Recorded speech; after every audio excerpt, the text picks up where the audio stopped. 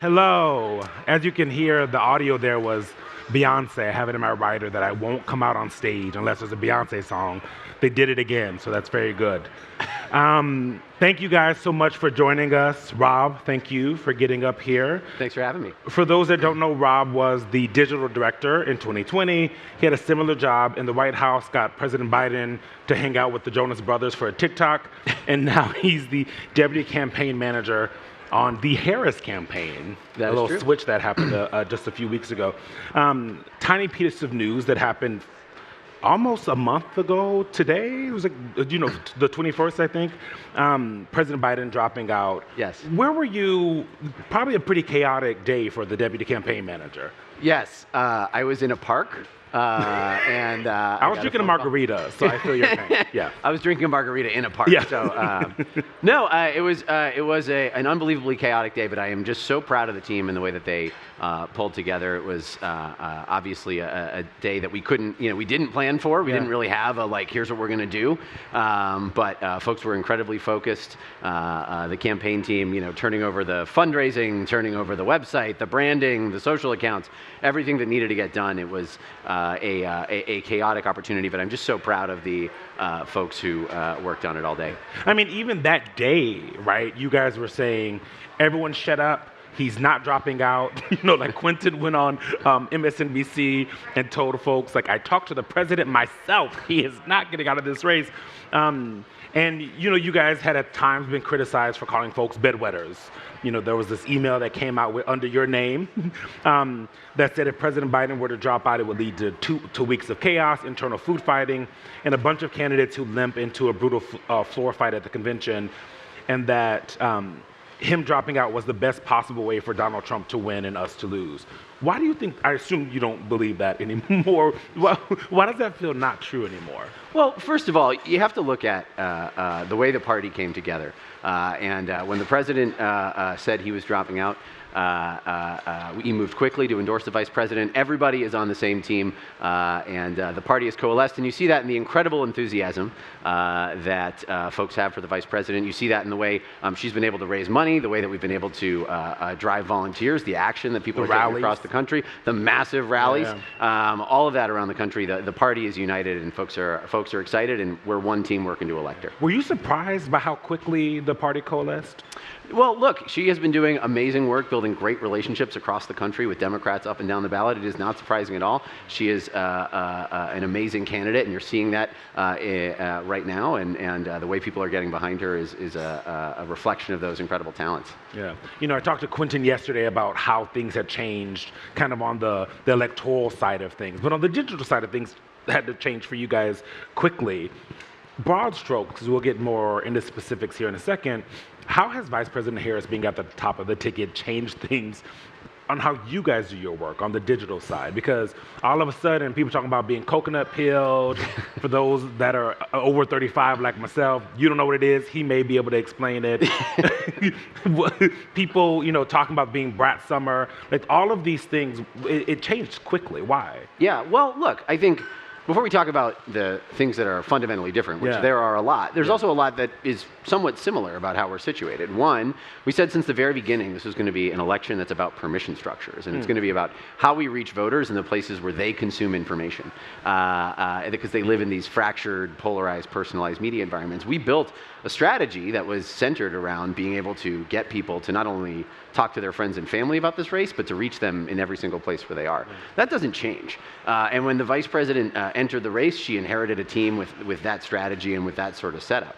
That being said, there's a lot that does change when you change candidates. Right. Both from our visual branding, the way we talk about things, the substance of our messaging, even just sort of the fundamentals of the way we think about organizing. All of that stuff does have to shift in sort of a rapid succession. But what's really cool about all of the enthusiasm that's out there is that's the kind of thing money can't buy, right? Our job as a campaign is to sort of make buckets. It is the candidate's job to make rain. And all that energy, enthusiasm is again testament to how folks are excited about her and excited about this ticket. Yeah. Why do you think you guys, it seems like Kamala HQ is a little bit more fun, you might disagree, than Biden HQ, right? It feels like it's younger, it's more a part of the zeitgeist of what's happening on Twitter and TikTok.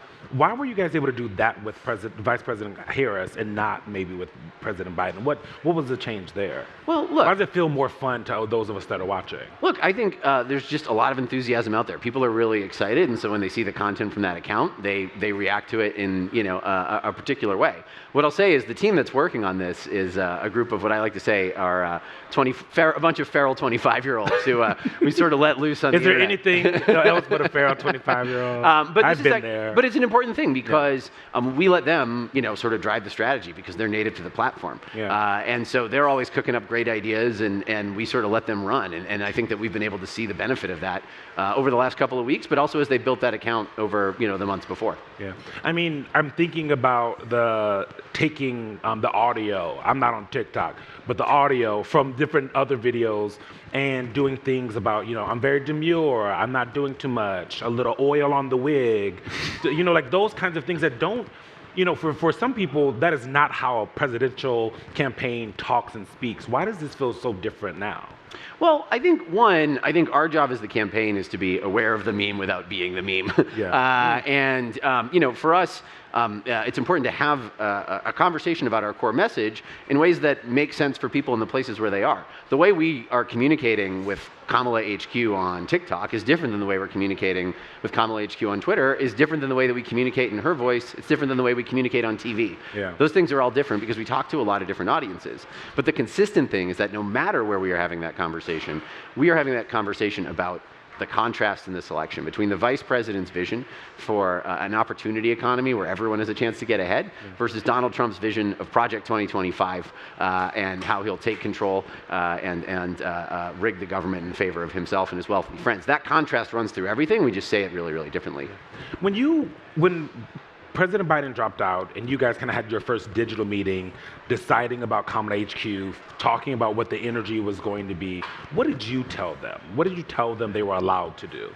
Well, look, I think that our first thing was we just got to change it all over mechanically. Yeah. You had to create Kamala HQ. The campaign has 30 or 40 social media properties in one way or another. Yeah. And so we had to sort of adjust all of that in real time.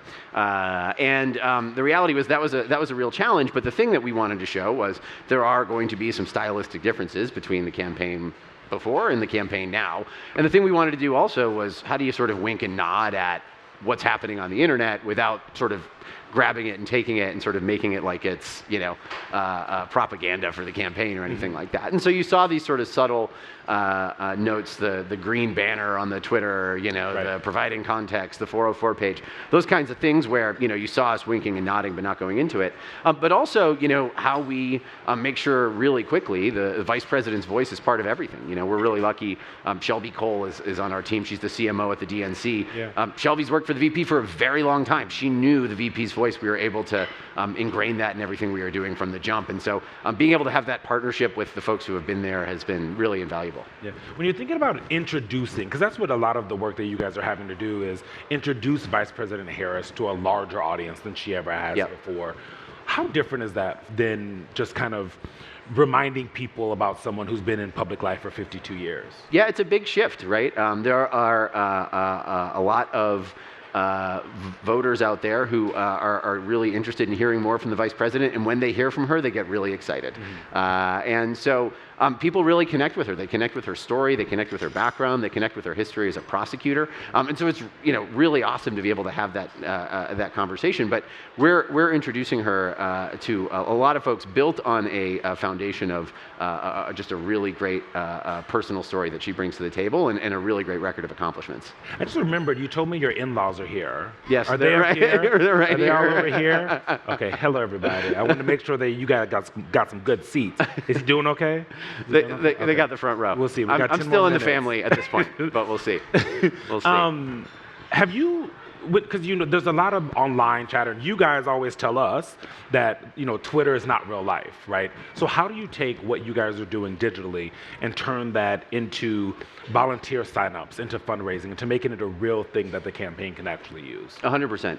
There's two things there that I think are really important. One, there's the mechanics of this, which is how do you actually translate all of this? For example, when you go to one of these massive rallies the vice president is having, while you're waiting in line, there's QR codes where you can sign up.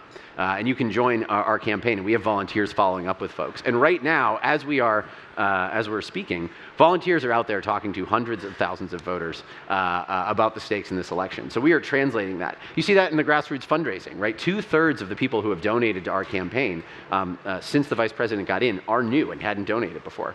That is, that energy and enthusiasm translating into action.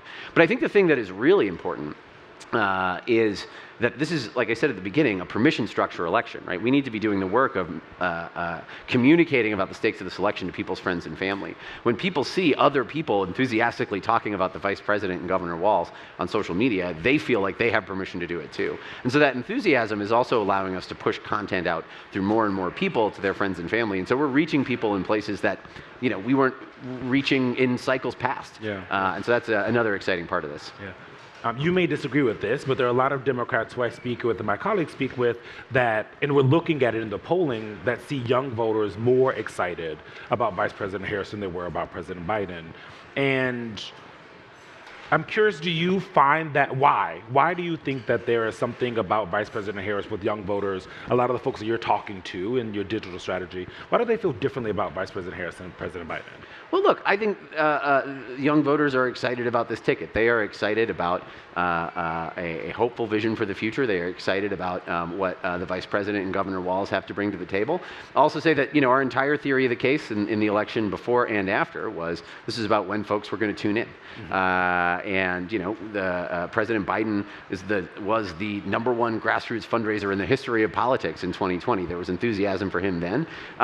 The reality is folks are paying attention, and the vice president is offering a message that resonates with people, and the contrast in this election could not be clearer. I'm going to push you a little bit on this, but why were they not feeling that way for President Biden? Is it just a timing issue? Had President Biden been able to get to this time, young voters would have been paying more attention to being more excited? Look, it's hard to know, and it's hard to get into a hypothetical of if we went down a different path. Oh, come on, let's get into the hypothetical. No, but I think that, with the facts that are in front of us, young voters are very clearly very excited about this ticket, but voters across the country are excited about this ticket, and that's because of the vice president, and that's because of Governor Walz. X, formerly known as Twitter, Heard of it. has a lot of misinformation, AI-generated images, some super weird ones that I've seen over the last week or so. Elon Musk shared a deep fake of Vice President Harris's voice. Trump posted an AI image of her speaking at what seemed like a communist rally. How is the campaign responding to that kind of stuff? Yeah, 100%.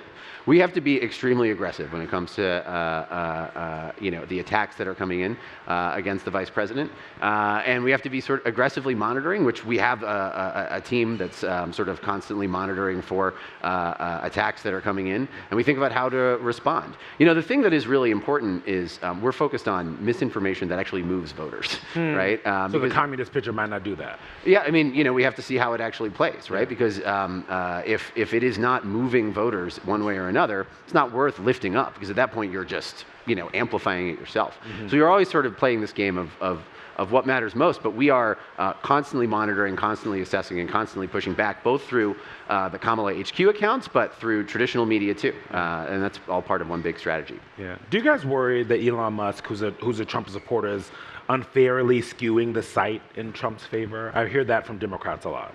Well, look, there's pluses and minuses on any social media network, and certainly there's been an explosion of misinformation and trolls and all that stuff on the site. But at the end of the day, we have to run our race and run our strategy, and we're communicating to voters wherever they are, and we have to sort of fill the gap, because if we're not there, it's going to be filled with even more right-wing misinformation, right-wing attacks, and all that. Take me to Election Day. How does the campaign staff monitor social platforms and advertising to counteract false narratives as people are going to actually vote? Yeah.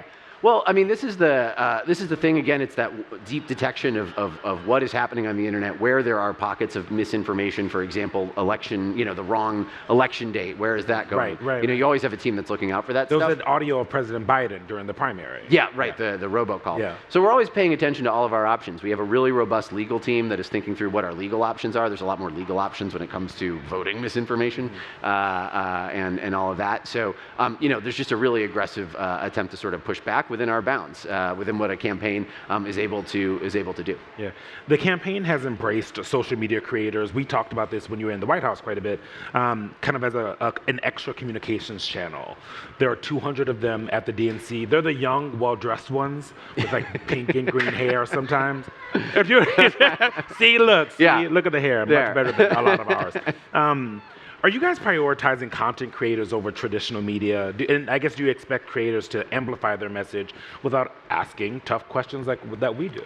Well, first of all, I think it's that no one's replacing anybody. It's that we're talking to voters wherever they are. Appreciate that. As you matter, media, Eugene. you matter. Thank you. But no, here's the thing. Like, voters consume information from more places than ever. And particularly young voters, but not exclusively young voters. And so we need to be in all of those places. We need to be talking to folks who are in traditional media. We need to be talking to folks who have these big social media audiences. Everything's important. There's a time and a place for all of it, but it's about reaching the voters we need to communicate with. And we certainly don't expect any of the creators who are here to be propagandists for Kamala Harris and Tim Walz. But they can translate to their audience the way that they need to and the way that they believe is authentic. And it's our job to make sure they have the tools to do that, just like we have folks who are working with traditional press all day, every day. So it's all part of one big strategy to reach voters. Did you guys learn this from COVID? And because during COVID, when we were doing our reporting, what we kept hearing is that you guys wanted people who were already a part of a certain community to like be your ambassadors, right? You give those people all of the information. Those people would then go out and spread the message in the way that they want to, right? Like you'd have kind of old white guys go talk to old white guys about COVID and getting the vaccine. Is that where you kind of got this, like use the content creators as like the little ambassadors throughout the country talking about Vice President Harris and Tim Walz? Well, I'd say that the 20 campaign invested really big in content creators and influencers, and that was a huge part of the strategy then. I think we've built up on it, both at the White House. The Vice President for years has been cultivating relationships with content creators and has been going on podcasts and all of that. And so the K-Hive. Yeah, exactly. The K-Hive. Terrifying.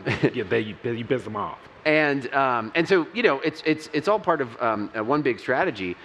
The importance of creators has only grown over the last couple of years as people's media consumption environments get more personalized, and as they seek out people who they trust. Right, if following somebody on social media is a huge sign that you trust them and want to hear from them. Maybe you don't trust everything they say, but their word has gravity.